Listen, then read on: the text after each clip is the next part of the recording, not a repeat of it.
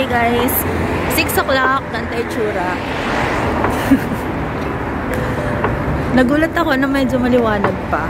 Kasi akala ko, like, pag ganitong time, super dilim na. Pero, parang sa atin din, sa Pilipinas, kung paano yung 6 o'clock natin, ganun din sa kanila.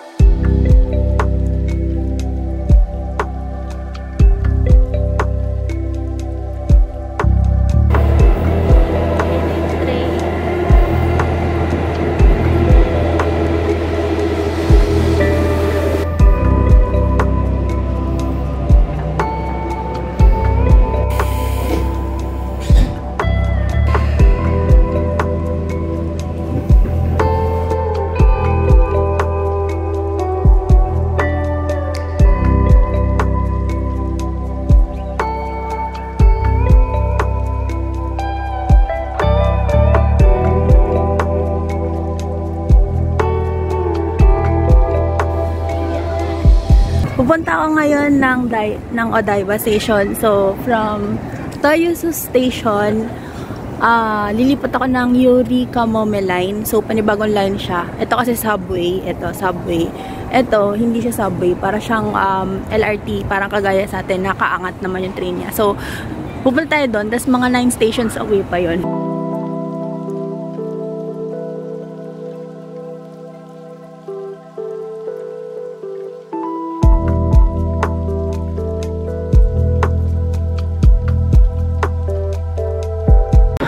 Okay, so, dito ako ngayon sa Aqua City, Odaiba. Grabe, sobrang lamig guys. Gabi na ngayon. Pag humangin, sobrang lamig. As in. Para na akong K-pop. Balit na ba siya? Uy, may nakikita ko na siya. Wait lang guys. Ito palang Odaiba. Itong Odaiba, para siyang man-made na island. Parang ganon. A rich man's world. Of this beautiful land, but the beauty a rich man's world. I have turned the soul of this beautiful land, but a rich man's world. I have turned the soul of this beautiful land, but the beauty guys, lamig sobra. Bulat ako, lalo na humahangin. Pero, ang ganda. Welcome to New York. Joke. Sabi nila, galing daw yan sa mga French. Kumbaga parang proof of friendship. Ganyan. With Japan. Tapos, dito sa my left side, is yung famous na Rainbow Bridge. Alam mo yung iba, wala silang face mask. Tapos ako, ginaw na hindi ko kaya guys. Ang cute naman na ito. Anong palabas to?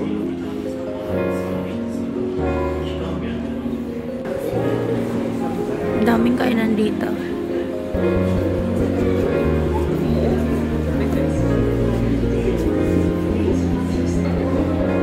Cute.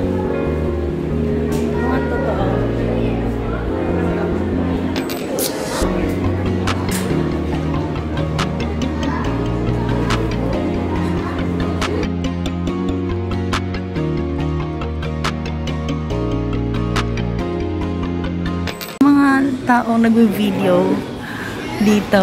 So, ginaya ko sila. Meron kasing, ayan o, parang bintana. Tapos pag sumilip ko pala sa loob, may mga animal.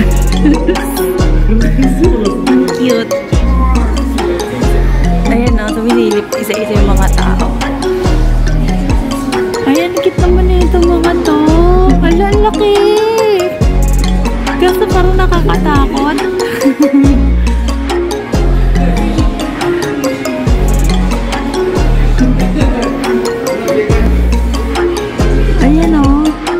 Bathtub sila. Muna tayo dito sa may Odaiba food court. Tapos hanapin ko lang yung picture ni Song. Yung kung saan nagpicture si Song Min, which is yung Gundam. And then, babalik na tayo sa Tokyo. City Dome. Tokyo Dome City? Tokyo City Dome. Merienda muna ako. Ayan, bumili ako sa Lawson. Ano lang to? Imitation crab at saka fruit tea. Kaso nga lang, hindi ko kasi mahanap kung saan yung Gundam na ano. Ang laki-laki. Nakita ko na siya kanina pero parang ang layo dito. So, hindi ko alam kung paano ko pupuntahan yun. Magme-merienda muna ako. Eh, nanuluka akong aga nila magsara guys. Alas 8 pa lang nagsara na sila. Ang sarap na ito. Imitation crab. Merienda muna. Mamaya na ako magdi-dinner pagkalas ko mahanap yung kay Sungmin.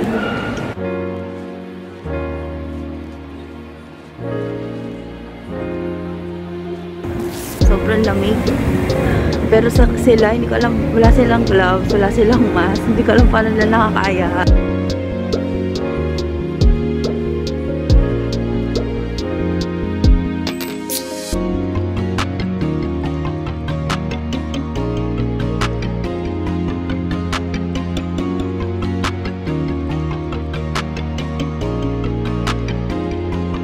May friend ako.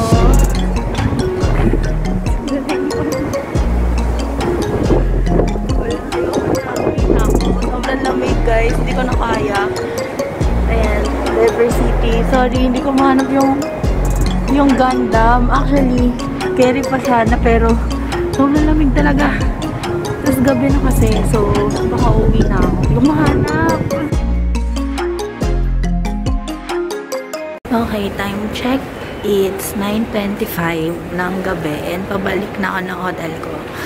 Hindi ako nakakain na maayos doon sa Daiba kasi nagsara na sila. So ngayon, titignan ko kung may madadaanan pa ako restaurant para kumain muna ako. Then babunin ko na lang pauwi sa hotel ko. Grabe guys, sobrang lamig. As in, first time ko kasi ito, diba? First time ko ma-experience yung ganitong klaseng lamig. As in, uncomfortable. Hindi ako makagala. Hinahanap ko yung Gundam Unicorn ni Sungmin. Sobrang lamig. Malapit lang sana. Kaya kong lakarin kung mainit. Sobrang lamig. Hindi ko talaga kaya. And takot naman ako. Baka magkasakit ako. Yan na nyo. Guys, mukha nga akong basure. Pag tininan mo sila, sobrang ganda nila. Ang ayos.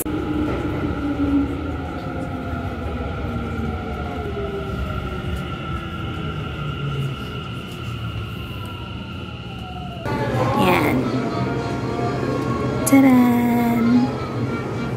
Dito muna ako kumain sa ramen local shop.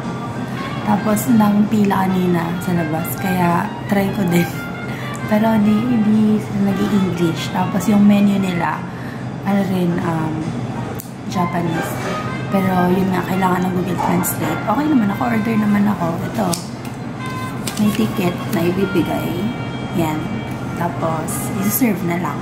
My first authentic ramen here in Japan.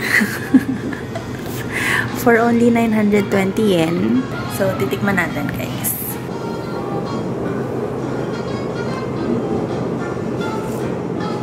Hello, sarap. Perfect.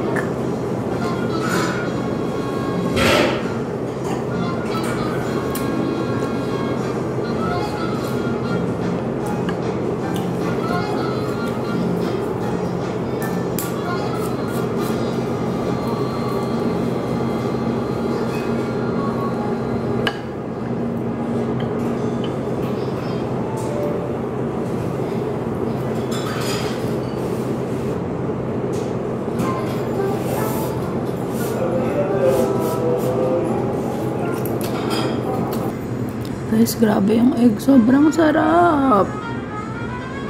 You know? Sarap. Yan. Diyan ako kumain kasi kanina. May parang papasok sa loob. Tapos pag pasok ko sa loob, sobrang daming tao. So parang ako, siguro masarap. Tapos, ano siya, self-service. Ano pa rin, ikaw mag-order, nag-bayad ka na, ganyan. Tapos, ang sarap nga niya. Ang bait pa nila. So, yun. Tsaka kakit pa yung nagluluto. Okay, babalik na ako ng hotel. Grabe, nakakapagod yung lamig niya. As in, Ngayon lang ako naka-experience kasi ng ganito, guys. Tignan nyo naman. 3 na yung damit ko. Hindi ako nakalibot masyado. Kasi sobrang nilalamig ako. Like, feeling ko nga yung kamay ko red na, nagbabakbak na. Lamig talaga.